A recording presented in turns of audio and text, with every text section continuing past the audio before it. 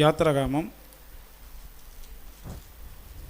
17ஆம் அதிகாரம் 8-16 வரைக்கும் சேர்ந்து வாசிப்போம். அமலேக்கியர் வந்து ரெவித்தீமிலே இஸ்ரவேலோடு யுத்தம் பண்ணினார்கள். அப்பொழுது மோசே யோசுவாவை நோக்கி, நீ நமக்காக மனிதரை தெரிந்து கொண்டு புறப்பட்டு அமலேக்கியரோடு யுத்தம் பண்ணு. நாளைக்கு நான் மலை உச்சியிலே தேவனுடைய கோலை என் கையில் பிடித்து கொண்டு நிற்பேன் என்றான். யோசுவா தனக்கு மோசே சொன்னபடியே செய்து அமலேக்கியரோடு யுத்தம் பண்ணினான். மோசேயும் ஆரோனும் ஊர் என்பவனும் மலை உச்சியிலே ஏறினார்கள். மோசே தன் கையை ஏறெடுத்திருக்கையில் இஸ்ரவேலர் மேற்கொண்டார்கள். அவன் தன் கையை தாழ விடுகையில் அமலேக்கர் மேற்கொண்டான். மோசேயின் கைகள் அசந்து போயிற்று. அப்பொழுது அவர்கள் ஒரு கல்லை கொண்டு வந்து அவன் கீழே வைத்தார்கள். அதில் மேல் உட்கார்ந்தான். ஆரோனும் ஊரும் ஒருவன் ஒரு பக்கமாய் ஒருவன் மறுபக்கத்திலும் இருந்து அவன் கைகளை தாங்கினார்கள். இவ்விதமாய் அவன் கைகள் சூரியன் அஸ்தமிக்கும் வரைக்கும் ஒரே நிலையாய் இருந்தது. யோசுவா அமலேக்கையும் அவன் ஜனங்களையும் பட்டய கருக்கினால் முறியடித்தான். பின்பு கர்த்தர் மோசேயை நோக்கி, இதை நினைவு கூறும் பொருட்டு நீ ஒரு புஸ்தகத்தில் எழுதி யோசுவாவின் செவி கேட்கும்படி வாசி. அமலேக்கே வானத்தின் கீழெங்கும் இராதபடிக்கு நாசம் பண்ணுவேன் என்றார்.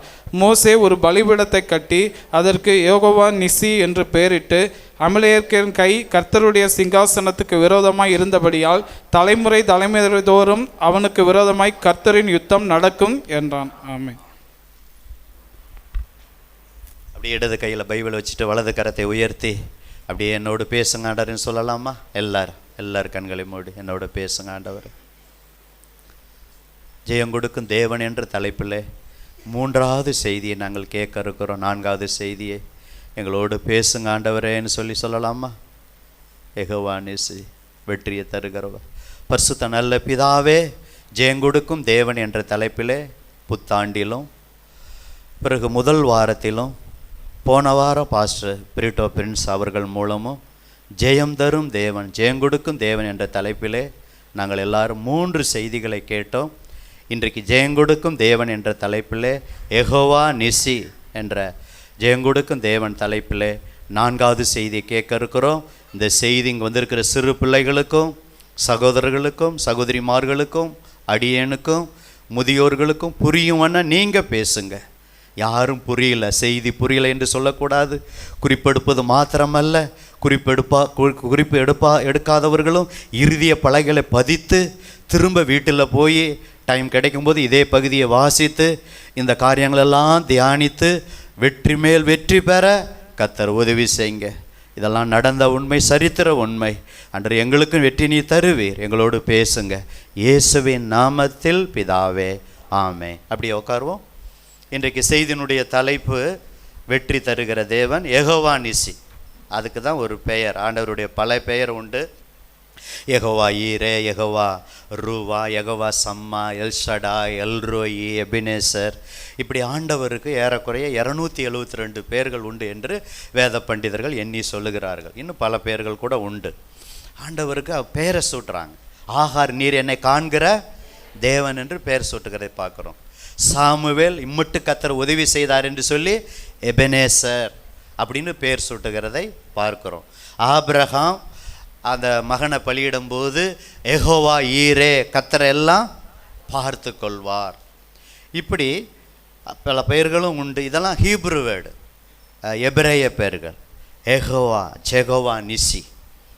அப்படி என்றால் இந்த யெகோவா நிசின்னு இப்போ இதில் இந்த அதிகாரத்தில் நம்ம படித்தோம். அந்த வசனத்தை மீண்டும் படிக்க நான் விரும்புகிறேன்.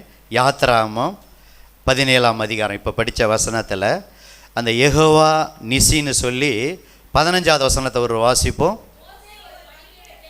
மோசே ஒரு பலிபீடத்தை கட்டி அதற்கு யெகோவா நிசி என்று பெயரிட்டான். இது ஆண்டவருடைய நாமம், இது கர்த்தருடைய நாமம். இந்த ஜெகோவா நிசினா the Lord is my victorious banner, கர்த்தரின் வெற்றி கொடி என்ற அந்த பெயருக்கு அர்த்தம். ஒரு அல்லேலூயா சொல்லாமா? கர்த்தரின் வெற்றி கொடி, கர்த்தர் ஜெயத்தை தருகிறவர் என்று அந்த பெயருக்கு அர்த்தம். The Lord is my victorious banner, கர்த்தரின் வெற்றி கொடி என்று அர்த்தம். இந்த சம்பவம் உங்களுக்கு தெரியும். அமலேக்கியர் இந்த ரெவித்தீமில் அப்படி ஒவ்வொரு தீவாக அப்படி ஒவ்வொரு இடமா வர்றாங்க. இது ரெவித்தீம் என்பது ஒவ்வொரு இடத்துல பாளையம் இறங்கும்போது, இந்த ரெவித்தீம்ங்கிற இடத்துல பாளையம் இறங்கும்போது அங்கே தண்ணி பிரச்சனைலாம் வருது, அந்த பிரச்சனை மாறிடுது. அந்த பிரச்சனை மாறினோன்னே இப்போ அமலேக்கியர் வந்து அதே ரெவித்தீமில் இஸ்ரவேலரோட என்ன செஞ்சுறாங்க, யுத்தம் பண்ணுறாங்க. எல்லாம் கவனிங்க சரித்திரத்தை. இவங்களாம் எகிப்துலேருந்து வர்றாங்க. இஸ்ரவேல் ஜனங்கள் 400 ஏறக்குறைய 430 வருஷம் அடிமைத்தனத்தில் இருந்து விடுவிச்சு வந்து ஒவ்வொரு இடமா வரும்போது மோசே மூலம் இப்போ ஒரு இடத்துக்கு வர்றாங்க. அப்போ நடந்த சம்பவம் தான் இந்த யாத்ராமம் 17ஆம் அதிகாரம். இன்னும் பல இடத்துக்கு போகிறாங்க, அதெல்லாம் பின்னாடி இருக்குது. எல்லாம் கவனிங்க. அப்போ இந்த இடத்துல வரும்போது அமலேக்கியர் ரெவித்தீமில் வந்து இஸ்ரவேலோட என்ன செஞ்சாங்க, யுத்தம் பண்ண வந்துட்டாங்க. அப்போ மோசே சொல்கிறாரு, ஜோசுவா நீ சில மனிதரை தெரிந்து கொண்டு நீ போய் யுத்த காலத்தில் என்ன செய்ய, அமலேக்கியரோட யுத்தம் பண்ணு.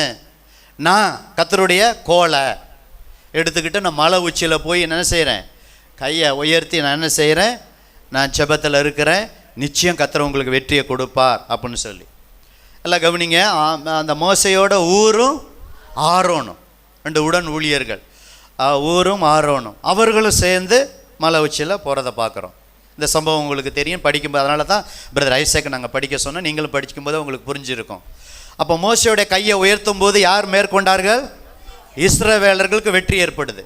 அந்த கையை அப்படியே தாழ போகும்போது அமலேக்கியர் என்ன செய்கிறாங்க, மேற்கொள்கிறாங்க. அப்போ பக்கத்தில் வந்த ஊரும் ஆரோனும் ஊழியக்காரருக்கு பார்க்குறாங்க, இவர் கையை உயர்த்திருக்கும் போது யோசுவா யுத்த காலத்தில் என்ன செய்கிறாரு, வெற்றி பெறாரு. ஆனால் மோசையோடைய கையை அப்படியே அசந்து கீழே வரும்போது அப்படியே மற்ற எதிரி அமலேக்கியர் அவங்க ஜெயிக்கிறாங்க. அப்போ ஒன்று செய்வோம், கை உயர்ந்துக்கிட்டே இருந்துச்சுன்னா நிச்சயம் வெற்றி மேலே வெற்றி என்ன செய்யும், கிடைக்குன்னு சொல்லி. என்ன மோசையின் கை என்ன செஞ்சிருச்சு, அசந்து போயிட்டு. அப்போ ஒரு கல்லை கொண்டு வந்து அதை மோசை ஊழியக்காரரை உட்கார வச்சுட்டு ஒரு பக்கத்தில் ஊரும் ஒரு பக்கத்தில் ஆரோனும் அந்த கைகளை என்ன செஞ்சாங்க, அப்படியே தாங்கினாங்க. இவ்விதமாக சூரியன் மறையிற வரைக்கும் கை என்ன செய்யலை, அப்படியே கீழே விழவே இல்லை. எங்கள் கையை உயர்த்தி ஜெபிக்கிறது கையை வலிக்கும் தெரியுங்களா. இப்போ எல்லாம் 2 கரங்களை உயர்த்துங்க. நான் ஒரு கரை தான் உயர்த்த முடியும், நான் மைக்கு வச்சுருக்கேன். எவ்வளோ நேரம் வச்சுருக்கீங்கன்னு பார்ப்போம். ஏன்டா வம்புன்னு சிலர் கையை உயர்த்தலை பார்த்தீங்களா, இப்போ கை ஆடுது. சிலர் கை வலிக்குது, ஆனாலும் கீழே ஓடக்கூடாதுன்னு கையை உயர்த்திக்கிட்டே இருக்கீங்க. தேங்க்யூ, கர்த்தர் உங்களை ஆஸ்வதிப்பா. இப்போ கொஞ்ச நேரம் உயர்த்திட்டோம். ஆனால் இவங்க சூரியன் அஸ்தமிக்கிற வரைக்கும் இந்த 2 கையை இவங்க பிடிக்காமல் தாங்காமல் வர்றதுக்கு முன்னாடி பிள்ளைங்க கவனிங்கப்பா, இங்கே கவனிங்க. அப்போ உயர்த்திக்கிட்டே இருந்தார் அவர் பலன் இருக்க வரைக்கும் மோசே. அவர் கையை அசந்து போகும்போது தான் அவங்க இப்படி எதிரி மேற்கொண்டதுனால ஊரும் ஆரோனும் உட்கார வச்சுட்டு கீழே வச்சாங்க, கல்லை அது மேலே உட்காந்தார். ஊரும் ஆரோனும் ஒரு பக்கத்தில் மறுபக்கத்தில் ஒரு பக்கம் தாங்கினாங்க. அப்போ கை கீழே குறையவே இல்லை. நீங்கள் பார்த்தீங்கன்னா 13வது வசனம், யோசுவா அமலேக்கி அவன் ஜனங்களையும் பட்டய கருக்கினால் முறிய அடித்தான். பின்பு கர்த்தர் மோசையை நோக்கி இதை நினைவு கூறும் பொருட்டு ஒரு புஸ்தகத்தில் எழுதி யோசுவா யுத்தம் பண்ணுறாரு. அப்போ யோசுவாவின் செவி கேட்கும்படி நீ என்ன செய்ய, வாசி. அமலேக்கே வானத்தின் கிழங்கு இராதபடிக்கு நான் என்ன செய்வேன், நாசம் பண்ணுவேன் அப்படின்னு சொல்கிறார். அப்போ தான் மோசே வெற்றி ஏற்பட்ட பிறகு 15வது வசனம், ஒரு பலிபீடத்தை கட்டி அதற்கு Jehovah Nissi, the Lord is my victorious banner, கர்த்தரின் வெற்றி கொடி, கர்த்தரின் ஜெயபலமானவர், கர்த்தர் ஜெய கிறிஸ்து என்ற அர்த்தம் கொள்ளும்படி ஜெய கர்த்தர் என்று சொல்லும்படி யெகோவா நிசி என்று பெயரிடுகிறார். அடுத்த வசனம் பாருங்க, அமலேக்கியன் கை அடுத்து யாருக்கு விரோதமாக, கர்த்தருடைய சிங்காசனுக்கு விரோதமாய் இருந்தபடியால் தலைமுறை தோறும் அவனுக்கு விரோதமாய் கர்த்தரின் யுத்தம் நடக்கும். நல்லா கவனிங்க. இப்போ இந்த செய்தியிலேருந்து நம்மளை கம்பேர் பண்ணணும். நான் அடிக்கடி சொல்லுவேன், எந்த செய்தியாக இருந்தாலும் சிசுனை கொஞ்சம் நல்லா தள்ளி உட்காருங்க, முகம் தெரியுற மாதிரி. எந்த செய்தியாக இருந்தாலும் அதை படிச்சுட்டு அதை நம்ம கம்பேர் பண்ணணும். இப்போ அமலேக்கியர் அவங்க இறந்துட்டாங்க, அந்த வம்சமே அழிக்கப்பட்டு போயிடுச்சு. சொன்ன பிரகாரம் நாசம் பண்ணுவேன்னு சொன்னார் ஆண்டவர், அப்படியே அந்த ஜாதியே இல்லாமல் போயிடுச்சு. ஆனால் இன்னைக்கு அமலேக்கியர் இல்லை, அமலேக்கியரின் ஆவி எல்லா ஊரிலும் கிரியை செய்கிறது. அந்த ஆவியினுடைய 3-4 காரியத்தை நான் முக்கியமாக சொல்ல விரும்புகிறேன். இந்த அமலேக்கியர் யாருன்னா ஏசாவின் சந்ததி, ஏசாவினுடைய பேரன். எலிப்பாஸ். அந்த எலிப்பாஸ் தான் அமலேக்கை பெற்றாள். இதெல்லாம் ஆதியாமத்தில் இருக்கு, எடுக்க வேண்டாம். ஏசாவுனுடைய பேரன். ஏசாவுடைய சந்ததியில் தான் ஏதோமியர் வர்றாங்க, அது ஒரு சந்ததி. அந்த ஏசாவினுடைய சந்ததியில் வந்தவங்க தான் அமலேக்கியர். இவங்களாம் புறஜாதி. இவங்களாம் இஸ்ரவேல் ஜனங்களுக்கு, கர்த்தருடைய பிள்ளைகளுக்கு எதிரியாக இருந்தாங்க.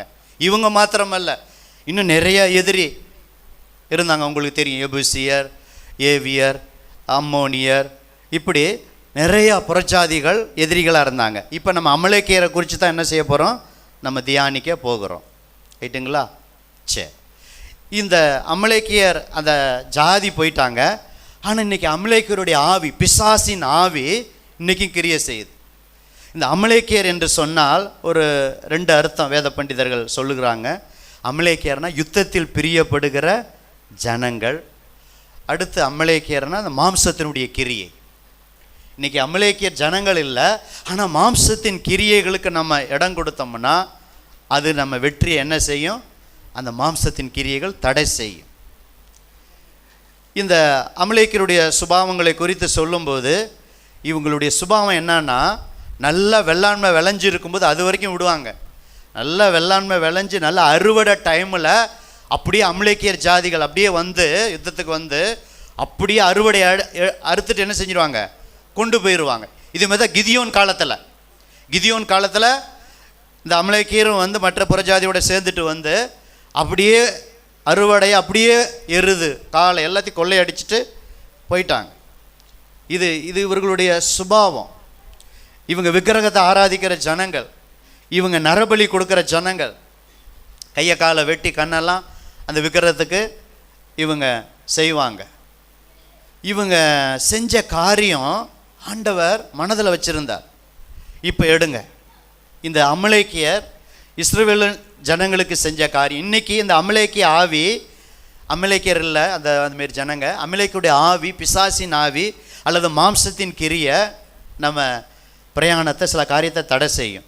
இப்போ எடுங்க உபாகமம், உங்கள் பைபிளில் உபாகமம் எடுங்க. சின்ன பிள்ளைகள்லாம் எடுங்க, பெரியவங்க, வாலிப பிள்ளைகள், பின்னாடி உட்காந்துருக்கவங்க, வயது முயர்ந்தவர் எல்லோரும் சேரில் உட்காந்துருக்க எல்லோரும் உபாகமம் எடுங்க. என்னாகமம் எடுத்து உபாகமம் 25ஆம் அதிகாரம். உபாகமம் 25ஆம் அதிகாரம். சின்ன பிள்ளைகளும் பேசாமல் நீங்கள் வேதத்தை எடுக்கும்படி அன்போடு நான் கேட்டுக்கொள்கிறேன். அப்படி சுபாவத்தை பாருங்கள். இன்றைக்கி வாசிக்காதவங்க உபாகமம் 25, இன்றைக்கி வாசிக்காதவங்க உபாகமம் 25 17 18 ஒருத்தர் வாசிங்க. ஒருத்தர் எகிப்திலிருந்து புறப்பட்டு வருகிற வழியில், பார்த்தீங்களா அமலேக்கியுடைய சுபாவம் பாருங்க. தேவனுக்கு பயப்படாமல் இஸ்ரவேல் ஜனங்களுக்கு உனக்கு எதிராக வந்து நீ இளைத்து விடாய்த்திருக்கையில் பின் வருகிற உன் பாளையத்தில் உள்ள பலவீனரை எல்லாம் வெட்டினான் என்பதை நினைத்திரு. இந்த அமலேக்கியனுடைய முதல் சுபாவத்தை சொல்கிறேன், குறிப்பெடுக்கிறவங்க எழுதி வச்சுக்கோங்க. அன்னைக்கு இஸ்ரவேல் ஜனங்க பாலும் தேனும் ஓடுகிற எழுத்து பிரகாரம் உள்ள கானான் நாட்டுக்கு என்ன செஞ்சாங்க, போனாங்க. இன்றைக்கி நம்ம கானான் இஸ்ரவேலுக்கு போகல, ஏதோ டூருக்கு போயிட்டு வருவீங்க, எப்பாவது போயிட்டு வந்திருப்பீங்க, சில போகாமல் இருப்பீங்க. பரலோகமாகிய கானானை நோக்கி ஒவ்வொரு நாளும் நம்ம பிரயாணப்பட்டுக்கிட்டே இருக்கிறோம்.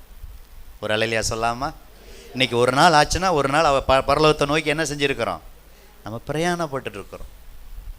கடந்த நாட்களில் பாஸ்டர் ஜான்சன் ஜெயராஜாவுடைய தாயார் 98 வயது. அவங்கள குறித்து அவனுடைய பிள்ளைகள் எல்லாரும் சபையார் சொன்ன சாட்சி என்னை அசர வைத்தது. அதனால தான் விருந்து வீட்டுக்கு போவதை பார்க்கிலும் துக்க வீட்டுக்கு போவது நல்லது. அங்கே எல்லா மனுஷருடைய முடிவுகள் அங்கே தெரியணும். அப்போ நான் அங்கே போயிருந்தோம். அப்போ சாட்சியை கேட்கும்போது அந்த தாய் நல்ல செபிக்கிற தாய், நல்லா கொடுக்குற தாய், 2 பிள்ளைகளை ஊழியத்திற்காக ஒப்பு கொடுத்த தாய், நல்ல கண்டிப்புள்ள தாய். எவ்வளோ அன்பு எவ்வளோ முக்கியமோ அதே போல் கண்டிப்புள்ள ஒரு தாய். நல்லா 98 வயசு. அவங்க அந்த பாஸ்டர் தான் ரொம்ப வருஷம், மற்ற 5 ஆண்கள், ஆனால் இந்த பாஸ்டர்கிட்ட தான் அநேக வருஷம் இருந்தாங்க. Jayaraj pastor, AG Purathakudi, pastor Johnson Jayaraj, அவங்களுடைய மருமகளும் நல்லா கவனிச்சாங்க, பிள்ளைகள்லாம் கவனிச்சாங்க அந்த பாட்டியை, அந்த அம்மாவை. அப்போ நல்லா கவனிங்க, அவங்க ஓடி கர்த்தருக்குள் நித்திரை அடைந்து இப்போ இளைப்பாரி கொண்டிருக்கிறாங்க. இப்போ நான் ஏன் அந்த உதாரணத்தை சொல்கிறேன்னா, அந்த தாயார் ஓடி இளைப்பாரிக்கிட்டு இருக்காங்க சாட்சி பெற்று. உயிரோடு இருக்கிற நீங்களும் நானும் பரலோகத்தை நோக்கி என்ன செஞ்சுருக்கிறோம்? ஒவ்வொரு நாளும் பிரயாணம் பண்ணிக்கிட்டு இருக்கிறோம்.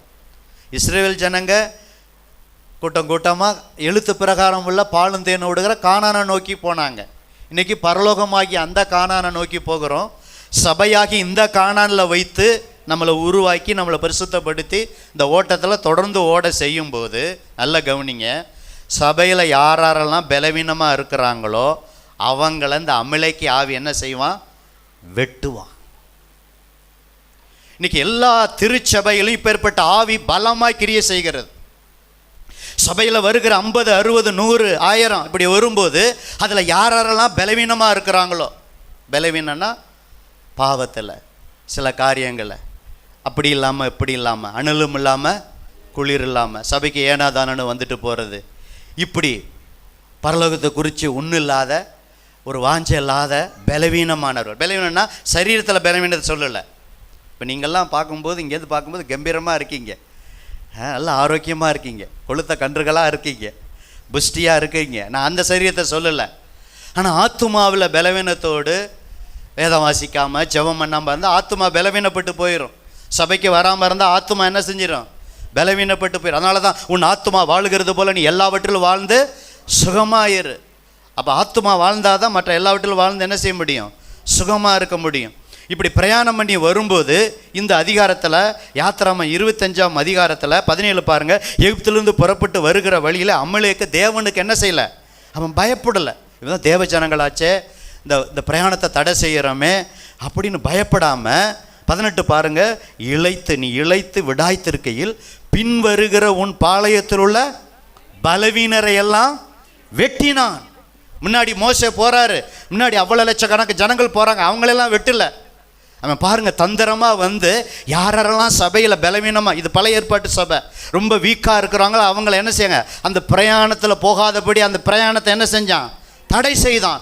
இன்றைக்கும் நீங்கள் சபைக்கு வர முடியாதபடி, வேதம் வாசிக்காதபடி, ஜெபிக்க முடியாதபடி, சர்ச்சுக்கு வர முடியாது, பணிவிடை செய்யாதபடி, ஞாயிற்றுக்கிழமை ஆராதனைக்கு வராதபடி பலவித தடைகளை கொண்டு வந்து உங்களை என்ன செய்வான்? உங்களை பலவீனப்படுத்துவான். அப்படி தொடர்ந்து பலவீனத்தில் இருந்தால் கடைசியாக அந்த பிரயாணம் என்ன செய்யும்? தடைபடும்.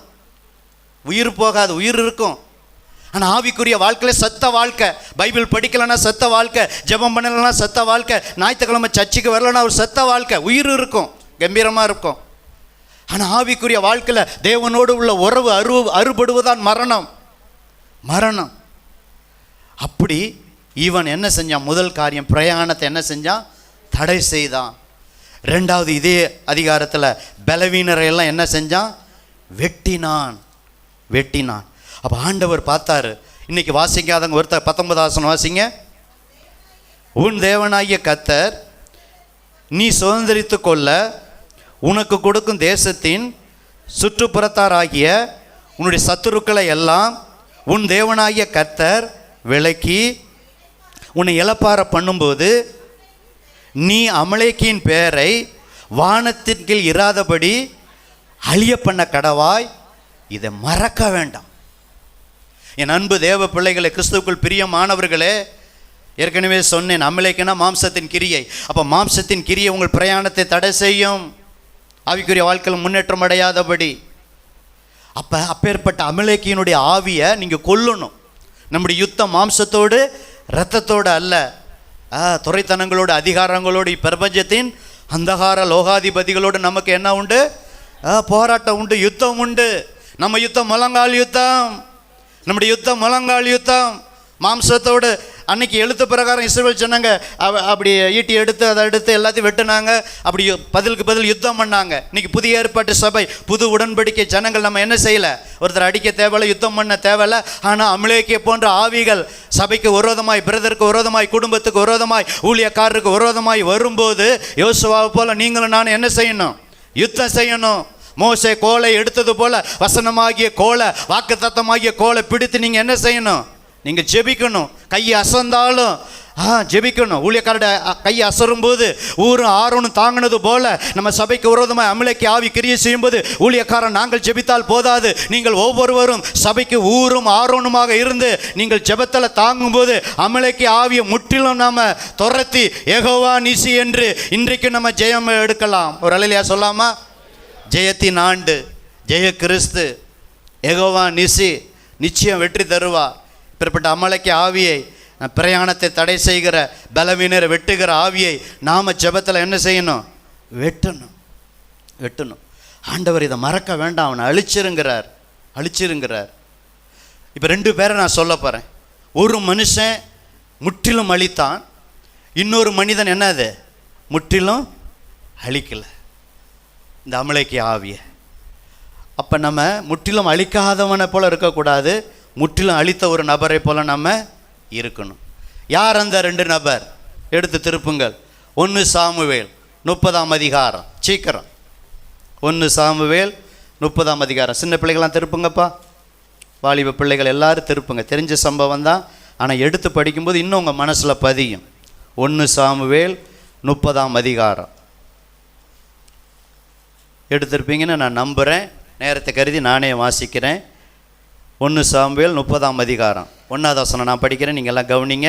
தாவீதும் அவன் மனுஷரும் 3ஆம் நாளிலே சிக்லாக்கு வந்து சேருகிறதுக்குள்ளே அமலேக்கியர் தென்புறத்து சீமையின் மேலும் சிக்லாக்கின் மேல் விழுந்து சிக்லாகை கொள்ளையடித்து அதை அக்கினினால் சுட்டெரித்து, 2வது வசனம், அதிலிருந்து சிறிகளாகிய சிறியவர்களையும் பெரியவர்களையும் சிறைப்பிடித்து ஒருவரையும் கொன்று போடாமல் அவர்கள் பிடித்து கொண்டு தங்கள் வழியே போய்விட்டார்கள். 3வது வசனம், தாவீது அவன் மனுஷர் அந்த பட்டணத்துக்கு வந்தபோது இதோ அது அக்கினினால் சுட்டெரிக்கப்பட்டது என்றும் தங்கள் மனைவிகளும் தங்கள் குமாரரும் தங்கள் குமாரத்திகளும் சிறைப்பிடித்து கொண்டு போகப்பட்டார்கள் என்றும் கண்டார்கள். 4வது வசனம், அப்பொழுது தாவீது அவனோட ஜனங்கள் அழுகிறதுக்கு தங்கள் பலனில்லாமல் போகும்பட்டு சத்தமிட்டு அழுதார்கள். 5வது வசனம், தாவீதின் 2 மனைவிகளாகிய இஸ்ரேல் ஊரலான அகினோவும் கர்மேல் ஊரலான நாபாலின் மனைவியாய் இருந்த அபிகாயிலும் சிறைப்பிடித்து கொண்டு போகப்பட்டார்கள். நல்லா கவனிங்க. இந்த சம்பவத்தை நீங்கள் வீட்டில் போய் படித்து பாருங்கள். இப்போ மறுபடியும் நீங்கள் பைபிளை பார்க்க வேண்டாம், என்னை கவனிங்க. எல்லோரும் என்னை பாருங்கள். இந்த சரித்திரத்தை நான் சுருக்கமாக சொல்லிடுறேன். ஏற்கனவே தாவீது அதுக்கு முன்னாடி அதிகாரத்தை படித்து பார்த்தீங்கன்னா, இந்த அமலேக்கிய கொல்லணும்னு உபாகமத்தில் சொன்னதுனால அமலேக்கியரை போய் சங்காரம் பண்ணிட்டு வந்திருக்கிறார். அது முன்னாடி உள்ள அதிகாரத்தில் வீட்டில் போய் படித்து பாருங்க.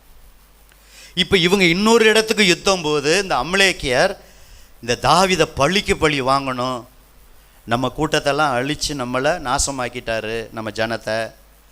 இப்போ அவர் யுத்தத்துக்கு போயிருக்கிறத கேள்விப்பட்டுட்டு அவர் வர்றதுக்குள்ளே அவரோடு இருக்கிற 600 பேரும் வர்றதுக்கு முன்னாடி போய் நம்ம செஞ்சுன்னு சொல்லி அந்த ஊரையே கொளுத்தி, இதுதான் அமலேக்கியருடைய ஆவி, நஷ்டப்படுத்துறது, இழப்பை கொண்டாக்குறது, வேதனையை கொண்டாக்குறது, ஊரை கொளுத்தி பெரியோர் சிறியோர் தாவீதுடைய 2 மனைவியை எல்லாத்தையும் பிடிச்சி கொண்டு போயிட்டான். நல்லா யோசிச்சு பாருங்கள். இந்த 600 பேர் வந்து ஊருக்கு வர்றாங்க, ஊர் அப்படியே தீக்கரையாகப்பட்டிருக்கு. நாங்கள் சர்ச்சுக்கு வர்றதுக்கு முன்னாடி அங்கே ஒரு கொளுத்தி இருந்தாங்க. அந்த சின்ன கொளுத்தில் ஒயர் வெந்து போய் என்னாச்சு, கேபிள் கட் ஆயிடுச்சு. கேபிள்கார அப்புறம் வந்தார். ஒரு சின்ன இந்த தீக்கே இது இருந்துச்சுன்னா அந்த ஊரையே கொளுத்தி இவ்வளோ பேர் அடிமையாக சிறைப்பிடிச்சு, இந்த அதுதான் அமலேக்கியுடைய ஆவி, அமலேக்கியர் சுபாவம். இப்போ பார்க்குறோம், தாவீது அவனோட இந்த ஜனங்களை அழுகிறதற்கு பலன் இல்லாமல் போக மட்டும் என்ன செஞ்சாங்க? அழுதார்கள். இப்போ வந்த 600 பேர், தாவீது உன்னால தான் என் மனைவி என் பிள்ளைகளையும் நாங்களே இழந்திருக்கோம், எங்கள் வீடு எரிஞ்சிருக்கு, அதனால் உன்னை கொல்லாமல் விட மாட்டேன்னு சொல்லி என்ன செய்கிறாங்க? கல்லை எடுத்து தாவீதை கொல்றதுக்கு ரெடியாக இருக்காங்க. கல்லை அடிக்கலை, கொல்றதுக்கு ரெடியாக இருக்காங்க. 6வது வசனம், தாவீது மிகவும் நெருக்கப்பட்டான். என் அன்பு தேவ பிள்ளைகளே, அமலேக்கு ஆவி உங்கள் குடும்பத்துக்கு விரோதமாக சபைக்கு விரோதமாக வரும்போது உங்களுக்குள்ள நெருக்கம் வரும், இழப்பு வரும், நஷ்டம் வரும். அழுவதற்கு பலன் இல்லாமல் போக மட்டும் அளவாப்பா உங்களை கண்ணீர் விடுவீங்க. எல்லாரும் அந்த மன கிளேசமித்து தாவீதை கல்லறிய வேண்டும் என்று சொல்லும்போது, தாவீது தன் தேவனாகிய கர்த்தருக்குள்ளே தன்னை திடப்படுத்தி கொண்டான். கரங்களை உயர்த்தி அல்லேலூயா சொல்லாமா? பிரதர் சிஸ்டர், இப்படி அமலேக்கு ஆவி உங்களுக்கு விரோதமாக, சபைக்கு விரோதமாக இப்படி ஆவி வரும்போது, ஏற்கனவே சொன்னேன் அந்த ஜனம் இல்லை, ஆவி இருக்கு. இன்னைக்கு அமலேக்கு ஆவி கிரியை செய்து அமலேக்கு ஆவி வரும்போது நீங்கள் என்ன செய்யணும்? அழுகிறது உண்மை தான், நெருக்க வந்தது உண்மை தான். நீங்கள் என்ன செய்யணும்? உங்களை நீங்கள் திடப்படுத்தி கொண்டு. அப்போ ஏபத்தை கொண்டு வாங்கன்னு சொல்லி தாவீது விசாரிக்கிறார். அதை நான் போய் பிடிப்பானா பிடிக்க மாட்டானா? அப்போ ஆண்டவர் சொல்கிறாரு, சகலத்தையும் நீ என்ன செய்வாயே? திருப்பி கொள்வா. இப்போ 600 பேர் வந்தவங்க நல்லா கவனிங்க, 200 பேர் வரல. யோசனை பண்ணி பாருங்க.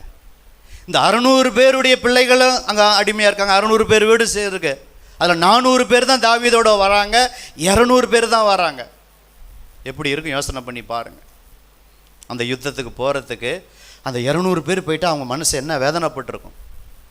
ஆனாலும் பரவாயில்ல, தாவீது திடப்படுத்திட்டு கர்த்தர் வாக்குதான் கொடுத்தார், போய் திருப்பி கொள்ளுன்னு சொல்லி, என்னோட 400 பேர் வந்தாலும் பரவாயில்ல அப்படின்னு சொல்லி அந்த 200 பேர் விடாய்த்து பேசுகிற ஆற்றங்கரையில் விடாய்த்து போயிட்டாங்க. சரி இருங்கன்னு சொல்லிவிட்டு 400 பேரோடு அவர் போகிறார். அங்கே ஒரு எகிப்தியன் அங்கே ஒரு சாவை கிடக்கிறான். அவனை வியாதின்னு விட்டுட்டு போயிட்டாங்க. அவனுக்கு சாப்பாடு கொடுத்து இதை கொடுத்து அவனுக்கு கொஞ்சம் வந்தோடனே, அவன் என்னை கொல்லாமல் இருந்தீங்கன்னா இந்த அமலேக்கியர் படையை நான் கொண்டு போகிறேன்னு சொல்லி அவன் தான் தாவீதை அழைச்சிட்டு போகிறான். இதெல்லாம் கர்த்தர் தான் செய்கிறார். 16 பாருங்கள், நானே படிக்கிறேன். இவன் அவனை கொண்டு போய் விட்டபோது இதோ அவர்கள் வெளியெங்கும் பரவி புசித்து குடித்து தங்கள் பெலிஸ்தே தேசத்திலும் யூதா தேசத்தில் கொள்ளையிட்டு வந்த மகா பெரிதான அந்த கொள்ளைக்காகவும் ஆடி பாடி கொண்டிருந்தார்கள். ஒரே டான்ஸு, கும்மாளம். தாவீதை கொண்டுட்டோம், தாவீதுடைய மனைவி பிள்ளைலாம் கொண்டு வந்துட்டோம், தாவீது அந்த சிக்கலாக தீக்கிரை ஆக்கிட்டோம் அப்படின்னு சொல்லி இப்படி இங்கே கொள்ளை அடிச்சுட்டு வந்துட்டோம், பெலிஸ்தே தேசத்தில் கொள்ளை அடிச்சுட்டு வந்துட்டுன்னு சொல்லி மகா பெரிதான அந்த கொள்ளைக்காக ஆடி பாடி கொண்டுட்டு இருந்தாங்க. 17 பாருங்க, சேர்ந்து படிக்கலாமா?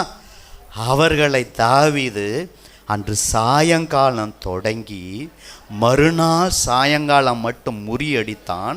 ஒட்டகங்க மேல் ஏறி ஓடி போன அந்த 400 வாலிபர் தவிர அவர்கள் வேறொருவரும் தப்பவில்லை. 18 சேர்ந்து படிப்போம். அமலேக்கியர் பிடித்து கொண்டு போன எல்லாவற்றையும் தன்னுடைய 2 மனைவிகளையும் தாவீது விடுவித்தான்.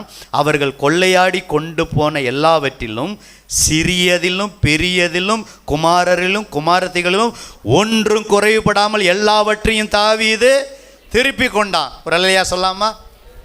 அதே போல என் அன்பு சகோதரனே சகோதரியே, இந்த அமலேக்கு ஆவி உங்களை தந்திரமாக வந்து ஏமாற்றி நீங்கள் பணத்தை இழந்திருக்கலாம், சுகத்தை இழந்திருக்கலாம், சொத்தை இழந்திருக்கலாம், சில பொருளை இழந்திருக்கலாம், நஷ்டப்பட்டிருக்கலாம். இன்றைக்கு ஒரு நல்ல செய்தி, நீங்கள் எதையெல்லாம் இழந்து போனீங்களோ திரும்ப ஆண்டவரத்தில் வந்து செபிக்கும் போது, திரும்ப போய் நீங்கள் யுத்த காலத்தில் நிற்கும் போது, முழங்கால் யுத்தம் பண்ணும்போது அங்கே எழுத்து பிரகாரம் சாயங்காலம் தொடங்கி மறுநாள் சாயங்காலம் வரை 24 மணி நேரம் யுத்தம் செஞ்சாங்க. நீங்கள் 24 மணி நேரம் ஜெபிக்காவிட்டாலும் 1 மணி நேரம், அரை மணி நேரம், 3/4 மணி நேரம் அமலேக்கு ஆவிக்கு விரோதமாக உங்கள் குடும்பத்தை நஷ்டப்படுத்தின, பணத்தை நஷ்டப்படுத்தின, உங்களை மனசை கிளேசப்படுத்தின, உங்களை அள வச்ச, பலன் இல்லாமல் போக மட்டும் அள வச்ச அந்த ஆவிக்கு விரோதமாக நீங்கள் ஜெபிக்கும் போது நீங்கள் எதெல்லாம் இழந்தீங்களோ கர்த்தர் அதை பல மடங்காய் ஒன்று குறையப்படாதபடி திருப்பி கொள்ளுகிற அமலேக்கு ஆவியை அழித்து நீங்கள் திருப்பி கொள்ள யெகோவா நிசி உங்களோடு இருக்கிறார். கரங்களை தட்டி ஆண்டவருக்கு நன்றி சொல்லுவான் நல்ல உற்சாகமாக. அதேமாரி அமலேக்கு ஆவியை முற்றிலும் அங்கே அமலேக்கிறாங்க, அழித்து எல்லாத்தையும் யுத்தம் பண்ணி தாவீது வந்தார். இப்போ இந்த 400 பேர் வந்தாங்க பார்த்தீங்களா, பங்கு கொடுக்கக்கூடாதுன்னு பண்ணுறாங்க. தாவீது நல்ல உள்ளம், தாராள உள்ளம், பரவாயில்ல, அவங்களுக்கு என்ன செய்யலாம்? பங்கு கொடுக்கணும். 200 பேர் யுத்தத்துக்கு வராட்டினாலும் பரவாயில்ல, அவங்களுக்கு என்ன சரி பங்கை கொடுக்கணும்னு சொல்லி அந்த அதிகாரம் முடிகிறதை பார்க்குறோம். தொடர்ந்து வீட்டில் போய் நீங்கள் படித்து பாருங்கள். இது தாவீது அப்படியே ஒபே பண்ணார். அமலேக்கியரை அழிக்கணும்னு ஆண்டவர் சொன்னார். அவன் செஞ்சதெல்லாம் மனசில் வச்சுருக்கிறான், அவனை விடாதீங்கன்னு சொல்கிறார், கர்த்தரே சொல்கிறார். ஏன்னா கர்த்தருக்கு விரோதமானவன், கர்த்தருக்கு ஜனங்களுக்கு விரோதமானவன். ஆனால் இன்னொரு மனுஷன் அழிக்கலை. அந்த மனுஷன் யார்? திருப்புங்க 1 சாமுவேல், சீக்கிரம் அதே 1 சாமுவேலில் ஒரு அதிகாரத்தை படிச்சுட்டு அதை கதை மாதிரி உங்களுக்கு சொல்கிறேன். கதையில் நடந்த சம்பவம். 1 சாமுவேல் 5ஆம் அதிகாரம். அப்படி சேர்ந்து கூட படிக்கலாமா? 1 சாமுவேல் 5 அதிகாரம் பின்புன்னு வரும், சேர்ந்து படிக்கலாமா? பின்பு சாமுவேல் சவுலை நோக்கி, சத்தம் காணாமே, இஸ்ரவேலராகிய தம்முடைய ஜனங்கள் மேல் உம்மை ராஜாவாக அபிஷேகம் பண்ணுவதற்கு கர்த்தர் என்னை அனுப்பினாரே, இப்போதும் கர்த்தருடைய வார்த்தையின் சத்தத்தை கேளும். 2வது வசனம் சத்தமாக படிக்கலாமா?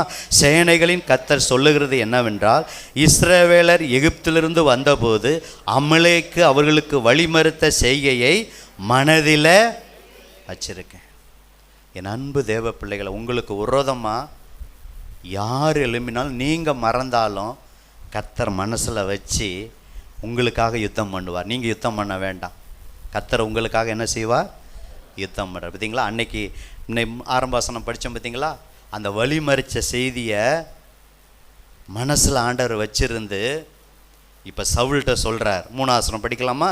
இப்போதும் நீ போய் அமலேக்கை மடங்கடித்து அவனுக்கு உண்ட எல்லாவற்றையும் சங்கரித்து அவன் மேல் இரக்கம் வைக்காமல் புருஷரையும் ஸ்திரீகளையும் பிள்ளைகளையும் குழந்தைகளையும் மாடுகளையும் ஆடுகளையும் ஒட்டகங்களையும் கழுதைகளையும் கொன்று போட கடவா என்கிறார் என்று சொன்னான்.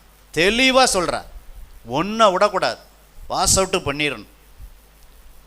நீங்கள் வரும்போது உங்கள் பிரயாணத்தை தடமை இழைச்சி போனவங்கள வெட்டுனான். அதை நான் மனசில் வச்சுருக்கேன். இப்போ நீ ராஜாவாக மாறிட்ட. இப்போ மறுபடியும் இன்னும் அமலேக்க இருக்கிறான், ஜாதி இன்னும் இருக்குது, நீ இப்போ எல்லாத்தையும் கொன்றுன்னு சொன்னோன்னே நம்ம படிக்க வேண்டாம், என்னை கவனிங்க. சுருக்கமாக நேரத்தை கருதி சுருக்கமாக சொல்கிறேன், கதை மாதிரி சொல்கிறேன், நடந்த சம்பவம். இதில் முதல் தரமானது 2வது தரமானது கொழு ஆடெல்லாம் மாடெல்லாம் விட்டு நசல் கொண்டதை கெட்டு போனதை என்ன செய்கிறாரு? கொன்று போட்டு நான் கர்த்தருடைய வார்த்தையை நான் நிறைவேற்றினேன்னு சொல்லி கம்பீரமாக நிற்கிறார். இப்போ சாமுவேல் வர்றாரு. சாமுவேல் காதில் என்ன சத்தம் கேட்குது? சொல்லுங்கள், சத்தம் ஆடு மாடு சத்தம் கேட்குது. ஆனால் இவர் சொல்கிறார், சவுல் சொல்கிறார், நீங்கள் சொன்ன மாதிரியே எல்லாத்தையும் நான் அமலேக்கெல்லாம் முடிச்சிட்டேன். அப்போ சாமுவேல் கேட்டோன்னே அந்த தப்பை மறைக்க, பாவத்தை மறைக்க சாக்கு போக்கு சொல்கிறார். உங்கள் ஆண்டவருக்கு, இவருக்கு ஆண்டவர் இல்லையா? சவுல் சொல்கிறாரு, வீட்டில் போய் பொறுமையாக படிங்க, இப்போ படிக்காதீங்க. உங்கள் ஆண்டவருக்கு பலியிடுறதுக்காக இதெல்லாம் நான் என்ன செஞ்சேன் ஆச்சு. அப்போ ஆண்டவர் சொல்கிறாரு, மிக அழகாக சொல்கிறாரு, கர்த்தருடைய சத்தத்துக்கு கீழ்ப்படியதை பார்க்கிலும் சர்வாங்க தகன பலிகளும் கர்த்தருக்கு பிரியமாக இருக்குமோ, பலியை பார்க்கிலும் கீழ்ப்படிதலும் ஆட்டுக்கடாக்களின் நினைத்தை பார்க்கிலும் செவி கொடுத்தலே உத்தமம். 2 பண்ணுதல் பில்லி சூனிய பாவத்திற்கும் முரட்டாட்டம் பண்ணுதல் அவபக்திக்கு விக்கிரக ஆராதனுக்கும் சரியாக இருக்கிறது. நீ கர்த்தருடைய வார்த்தையை புறக்கணித்தபடினால் அவர் உண்மை ராஜாவா இராதபடிக்கு உண்மை என்ன செஞ்சார்? புறக்கணிச்சார், ரிஜெக்ட் பண்ணிட்டாரு. இனிமேல் நீ ராஜா கிடையாது அப்படின்னு பாருங்க. அமலேக்கரை கொல்லாதனால ஒரு ராஜ்ய பதவியே இழக்கும்படியான சூழ்நிலை வந்தது. என் அன்பு தேவ பிள்ளைகளே, சபைக்கு விரோதமாக கிரியை செய்கிற, ஊழியத்துக்கு குடும்பத்துக்கு விரோதமாக கிரியை செய்கிற அமலேக்கிய ஆவியை நீங்கள் இனம் கண்டு கொண்டு உங்கள் ஜெபத்தில் நீங்கள் என்ன செய்யணும்?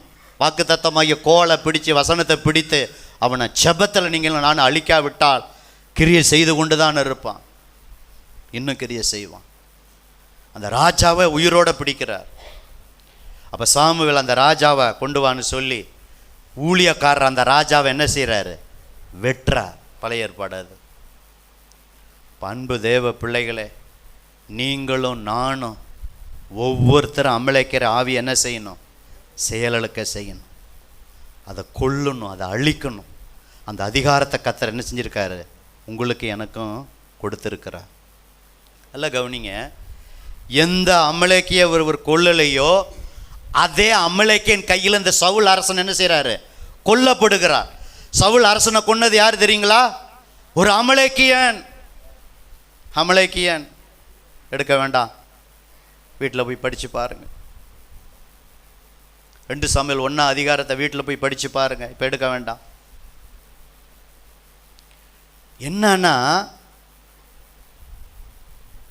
அவனே தற்கொலை பண்ணுறது மாதிரி ஒரு ஈட்டியை வச்சு அப்படியே ஈட்டியில் என்ன செய்கிறான்? சவுல் அரசன் அப்படியே அவன் அதில் விழுந்துக்கிறான், உயிர் போகலை. நல்லா கவனிங்க. அப்போ அமலேக்கியன் ஒருத்தன் வாரான், நீ யாருன்னு கேட்குறான். நான் அமலேக்கியங்கிறான், என் உயிர் போகலை. பக்கத்தில் இருக்கிறவனை அவன் இஸ்ரவேல் ஜனங்கள் படத்தெல்லாம் வெட்ட சொல்கிறான், நான் வெட்ட மாட்டேன், ராஜாவை வெட்ட மாட்டேன் அப்படிங்கிறான். அவன் எவ்வளோ தேவ பயம் பாருங்கள்.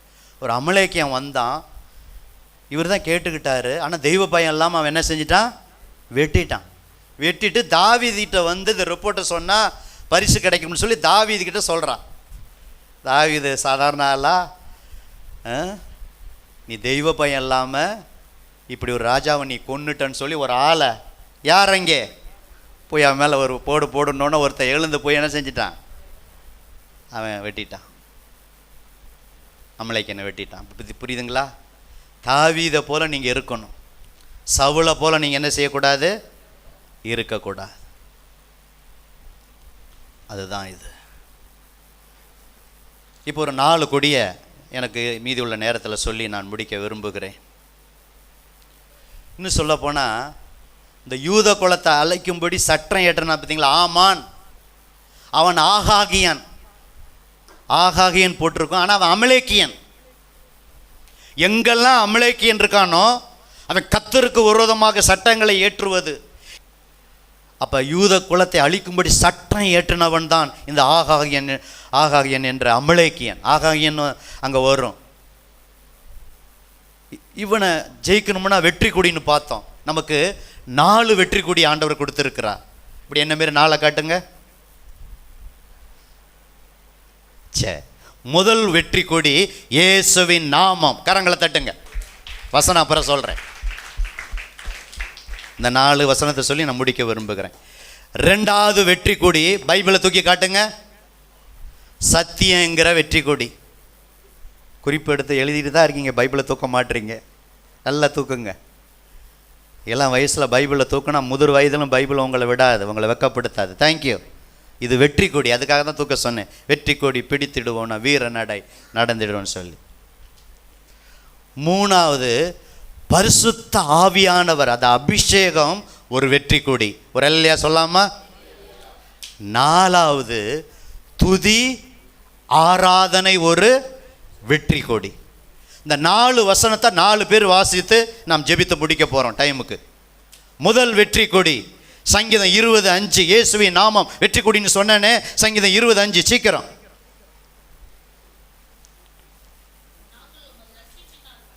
நாங்கள் உமது ரட்சிப்பினால் மகிழ்ந்து. தேவனுடைய நாமம் வருதுங்களா? தேவனுடைய நாமத்தில் நாங்கள் என்ன செய்வோம்? கொடியேற்றுவோம். உமது வேண்டுதல் எல்லாம் கர்த்தர் நிறைவேற்றுவாராக. 7-8 படிங்க சார். சிலர் ரதங்களை குறித்தும் சிலர் குதிரைகளை குறித்தும் மேன்மை பாராட்டுகிறார்கள். நாங்களோ எங்கள் தேவனாகிய கர்த்தருடைய நாமத்தை குறித்தே மேன்மை பாராட்டுவோம். அவர்கள் முறிந்து விழுந்தார்கள், நாங்களோ எழுந்து நிமிர்ந்து நிற்கிறோம்.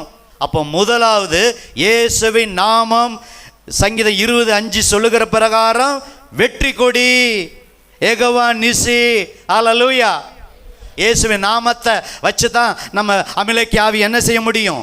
முறியடிக்க முடியும். இயேசுவின் நாமம் மேன்மையான நாமம், இயேசுவின் நாமம் மேலான நாமம், இயேசுவின் நாமம் உயர்ந்த நாமம், இயேசுவின் நாமம் விசேஷித்த நாமம், முழங்கால் யாவும் முடங்குற நாமம், பிசாசுகளை துரத்துகிற நாமம், அற்புதங்களை செய்கிற நாமம், எதை கேட்டாலும் தருகிற நாமம். அந்த நாமத்தை கொண்டுதான் நீங்களும் நானும் வெற்றி மேல் வெற்றியை பெற முடியும். நம்முடைய கொடி வெற்றி கொடி, இயேசுவின் நாமம்.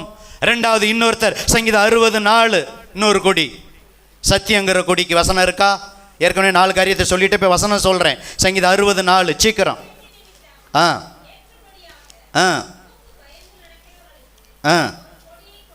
கொடின்னு வருதா? சங்கீதம் 60:4 சத்தியத்தின் நிமித்தம் ஏற்றும்படியாக, கொடி ஏற்றும்படியாக உமக்கு பயந்து நடக்கிறவர்களுக்கு ஒரு கொடியை கொடுத்திருக்கிறது. என்ன கொடியை கொடுத்திருக்கிறாரு?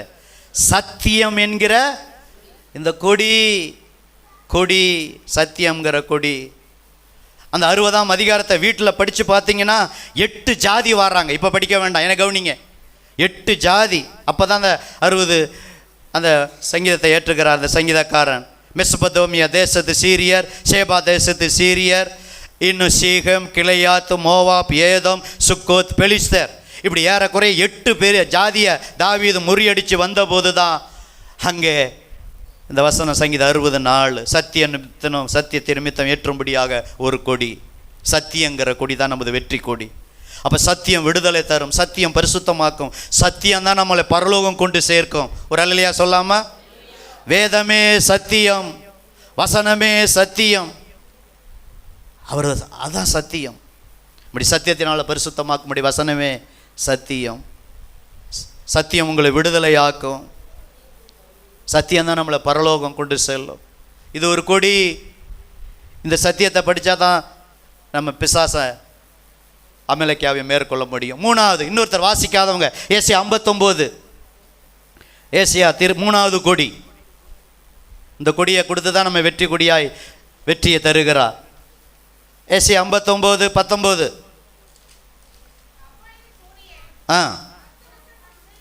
அஸ்தமிக்க தொடங்கி கர்த்தரின் நாமத்துக்கும் சூரியன் உதிக்கும் திசை தொடங்கி அவருடைய நாமத்துக்கும் பயப்படுவார்கள். கவனிக்கிறீங்களா? அங்கே பாயிண்ட் வந்துருச்சு. வெள்ளம் போல், வெள்ளம் ஒரு உதாரணத்துக்கு, வெள்ளம் போல் சத்துரு வரும்போது கர்த்தருடைய ஆவியானவர் அவனுக்கு விரோதமாய் கொடியேற்றுவார்.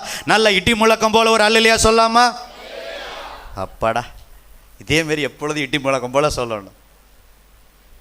உங்களுக்கு விரோதமாய் பிரதர், சபைக்கு விரோதமாய், குடும்பத்துக்கு விரோதமாய், தனிப்பட்ட வாழ்க்கைக்கு விரோதமாய் இந்த அமலேக்கியர் ஜாதியல்ல அமலேக்கிய ஆவி வரும்போது, ஆவியானவர் சார்ந்து கொள்ளும்போது, ஆவியானவர்கள் நிரம்பும்போது, அபிஷேகத்தில் நிரம்பும்போது, ஆவியானவர் உங்களுக்கு விரோதமாய் சத்துரு வரும்போது அவர் என்ன செய்வார்? கொடியேற்றுவார். பரிசுத்த ஆவியானவர் நமது வெற்றி கொடி. மூணாவது.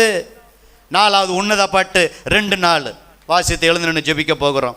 ஏகவானிசின் ஒரு பாடலை பாடி உன்னத பாட்டு 2 அங்கே ஒரு கொடி வருது.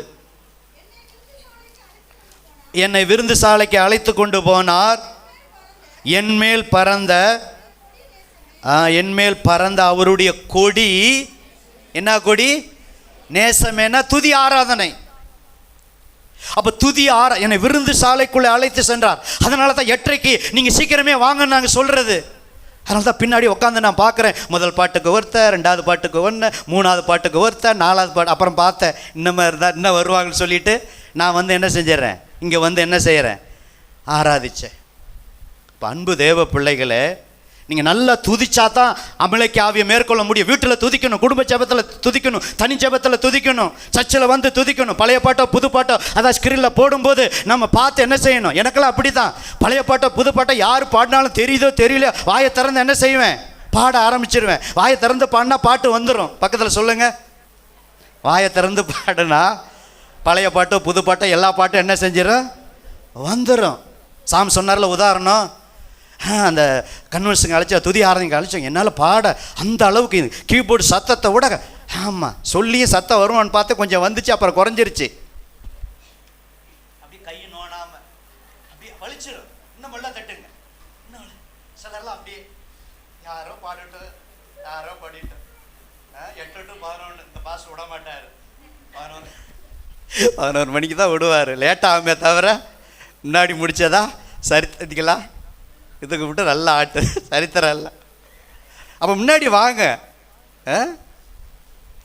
என்னது வேலை இருந்துக்கிட்டு தான் இருக்கும். என்றைக்கு தான் வேலை குறைஞ்சது, என்றைக்கு தான் நமக்கு வேலை குறைஞ்சது. உங்களை மாரி தான் எங்களுக்கும் குடும்பம். நாங்களும் தான் பிடிச்சி அடித்து ஓடி வாரோம். கர்த்தருடைய பிள்ளைங்க எதுக்குன்னா இங்கே துதியை கொடுக்குறோம், அதான் கொடி. சோத்திரம் செலுத்துகிறோம், 1 மணி நேரம் தேவனை புகழுகிறோம், 1 மணி நேரம் தேவனை உயர்த்துகிறோம். நம்ம சரீரத்தை ஜீவ பலியாக என்ன செய்கிறோம், காணிக்கை. அந்த காணிக்கை செலுத்துறதுக்கு முன்னாடி சரீரத்தை காணிக்கையாய், ஆராதனை என்பது காணிக்கையாக சரீரத்தை ஒப்பு கொடுக்கிறது. நமது அன்பை கொடுக்குறோம். அதான் என்னை விருந்து சாலைக்குள்ளே அழைத்து சென்றார், என்மேல் பறந்த அவருடைய கொடி என்னது, நேசமே. அது அன்பின் கொடி. அது துதி ஆராதனை என்பது நமது வெற்றி கொடி. ஒன்று சொல்லி முடிக்கிறேன். யோசாபாத் அரசன் காலத்தில் வீட்டில் போய் படித்து பாருங்கள். 2 நாளாகும் 20 அதிகாரத்தில். இப்போ எடுக்க வேண்டாம். யோசாபாத்துக்கு விரோதமாக 3 எதிரிகள், அம்மோனியர், மோவாபியர், சேயீர் மலை தேசத்தார் வரும்போது யோசாபாத் கலங்கி சர்ச்சில் எல்லாத்தையும் கூட்டி வாங்க உபவாசம் சொல்லி உபவாசம் இருந்து என்ன செய்கிறாரு, அந்த யுத்தம் பண்ணுறதுக்கு முன்னாடி பாடி என்ன செய்கிறாரு, துதிக்க செய்கிறார். அவங்களை பாடி துதிக்க தொடங்கின போது, அப்போ தான் தொடங்குறாங்க. 3 எதிரியும் விட்டு என்ன செஞ்சாங்க, இஸ்ரவேல் ஜனங்களை விட்டுட்டு, யோசாபாத் அரசனை விட்டுட்டு, இவங்களை விட்டுட்டு, அவங்க ஒருவருக்கு ஒரு விதமாக வெட்டி என்ன செஞ்சாங்க, விழுந்துட்டாங்க. இப்படி தான் நீங்களும் நானும் வீட்டில் நல்லா துதிக்கும் போது, பாடும்போது, ஆராதிக்கும் போது, துதிக்கும் போது, நம்ம குடும்பத்துக்கு விரோதமாக, சபைக்கு விரோதமாய், நமக்கு கண்ணுக்கு தெரியாத அந்த அமலேக்கிய ஆவி வரும்போது, அந்த எதிரி பிசாச செயலுக்கு ஆண்டவர் செய்வார். அவன் ஒன்றும் உங்களையும் என்னையும் செய்ய முடியாது. தலைமுடியெல்லாம் ஆண்டவர் என்ன செய்யிருக்கிறாரு, எண்ணி வைத்திருக்கிறார். சர்ப்பங்களை தேள்களை மிதிக்க சத்தருடைய சகல வல்லமை மேற்கொள்ள கர்த்தர் உங்களுக்கு எனக்கு என்ன செஞ்சிருக்காரு? அதிகாரத்தை கர்த்தர் கொடுக்கிறார். ஒரு இது பாருங்க, இப்போ பிரதம மந்திரி வந்தார், கொடியை பிடிச்சாங்க, அங்கங்கே கொடிகள். ஒரு நாடு வந்துச்சுன்னா அந்த கொடி தான் வெற்றி கொடி. இஸ்ரவேல் ஜனங்கள் பாளையம் இறங்கும்போது கொடியை பிடிச்சிட்டு ஒவ்வொரு கோத்திரமும் கொடியை பிடிச்சிட்டு போவாங்க.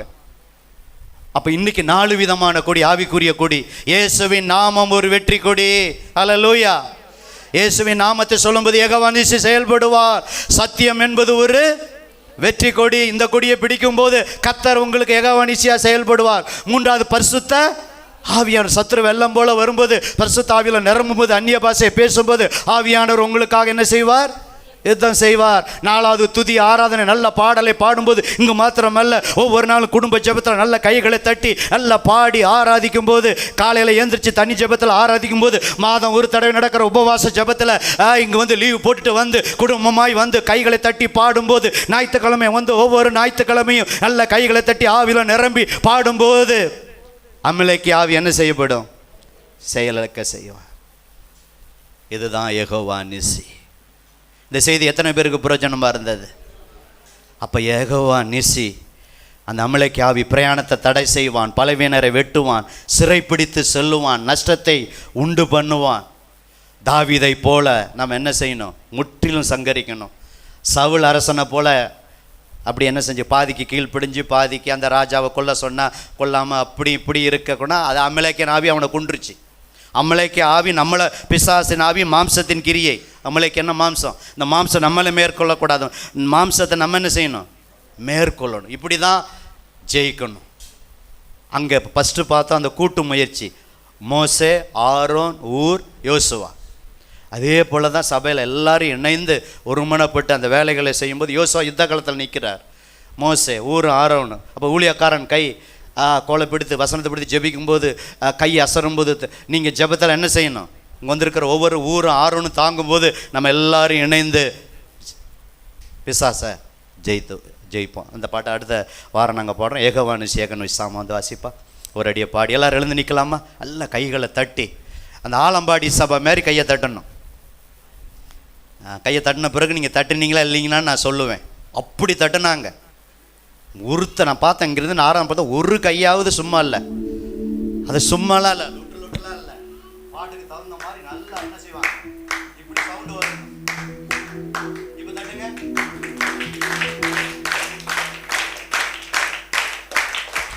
இதே மாதிரி இப்போ பாடலுக்கு தகுந்த மாதிரி அந்த பீட்டுக்கு தகுந்த மாதிரி வரும். அங்கே அடிக்கும் போது அப்புறம் வந்து லொட்டு, அப்புறம் லொட்டு, அப்படின்னா ராகம் மாறி. ஆராதனை நடத்துறவங்களுக்கு தர்ம சங்கடமாக இருக்கும். அப்போ எப்படி அமலேக்கு ஆவியை துரத்த முடியும்? இப்போ போட்டியாப்பா யெகோவா நிசி பெரிய பாட்டு ஒரு அடி பாடிட்டு நம்ம ஜெபம் பண்ணிட்டு போடலாம். ஓகே, சீக்கிரம் போடுப்பா. யெகோவா நிசி, யெகோவா நிசி ஏற்றி பாடுவோம். எங்கள் கொடி வெற்றி கொடி, வெற்றி கொடி. 4 கொடியை பார்த்தோம்ல, இப்போ ஆவியில் நிரம்பி நல்ல கைகளை தட்டி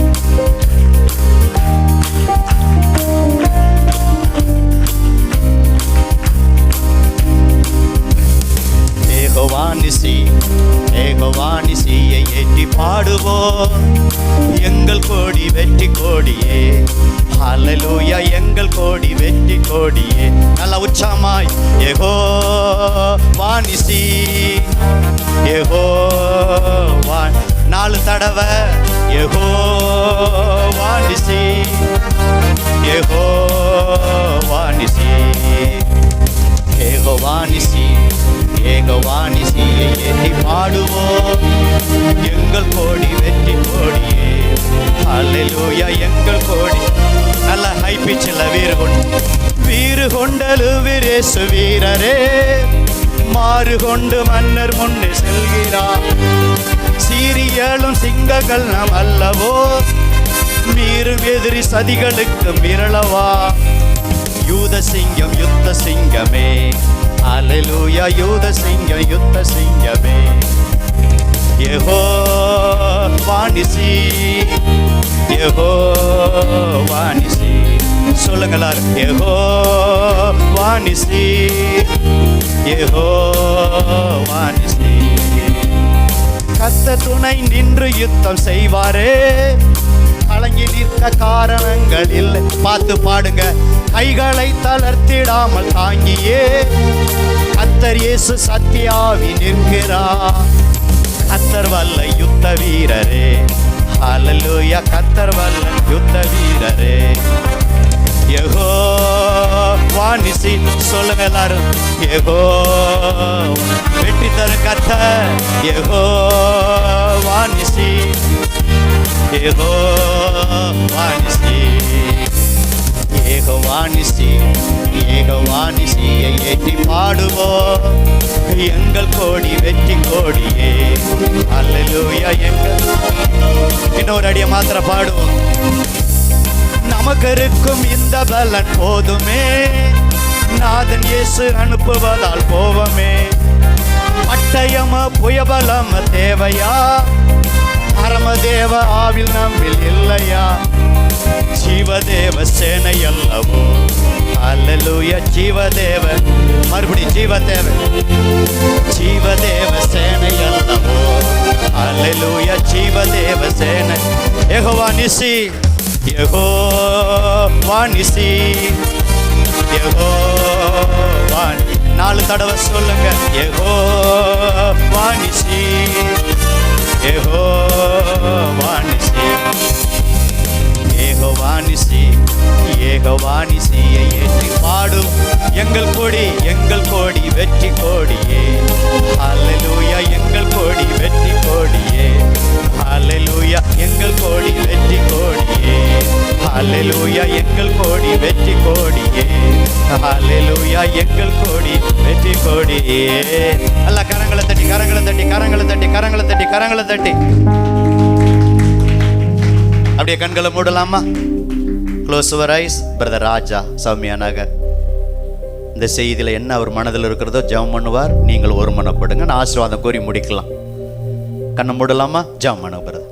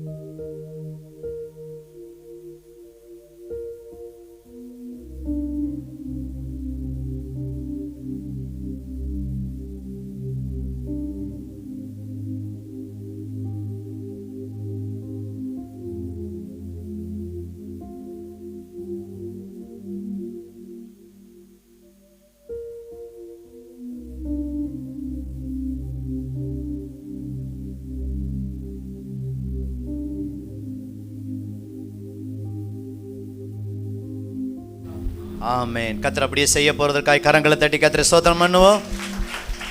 பரிசுத்த நல்ல பிதாவே, ஜெயம் கொடுக்கும் தேவன் என்ற தலைப்பில் 4வது செய்தியாக யெகோவா நிசி என்று எங்களோடு நீ பேசினீர் அப்பா. அதற்காக நன்றி. The Lord is my victorious banner. கர்த்தரின் வெற்றி கொடி என்ற தலைப்பில் எங்களோடு பேசினீர். பிள்ளைகள் இந்த வசனத்தை வீட்டில் போய் சாப்பிட்டு மறுபடியும் மனதில் தியானிக்க, குறிப்பெடுத்தவர்கள் அதை எடுத்து பார்க்க, யெகோவா நிசி இப்படியெல்லாம் செய்திருக்கிறார் என்று இன்னும் வெற்றி மேல் வெற்றி பெற உதவி செய்யுங்க. குடும்ப வாழ்வில், பிள்ளைகள் படிப்பில், ஆண்டவரே தொழில் வியாபாரத்தில், ஊழியத்தில் வெற்றி மேல் வெற்றியை தருவீராக. அதற்கு விரோதமாய் கிரியை செய்கிற அமலேக்கின் ஆவி செயலிழந்து போவதாக இயேசுவின் நாமத்தில் பிதாவே, ஆமேன். எல்லாரும் சேர்ந்து சத்தமா, என் ஆத்துமாவே கர்த்தரை ஸ்தோத்திரி, என் முழு உள்ளமே அப்படி பரிசுத்த நாமத்தை ஸ்தோத்திரி, என் ஆத்துமாவே கர்த்தரை ஸ்தோத்திரி, கர்த்தர் செய்த சகல உபகாரங்களையும் மறவாதே. ஆமென். இன்று கர்த்தராகிய இயேசு கிறிஸ்துவின் கிருபை, பிதாவாகிய தேவனுடைய அன்பு, பரிசுத்தாவினுடைய ஐக்கியம் முந்திருக்கிற எல்லாரோடும் அனைவரோடும் யெகோவா நிசி இருந்து செயல்படுவீராக. கிருபை கூட இருப்பதாக. ஆமென். ஹல்லேலூயா.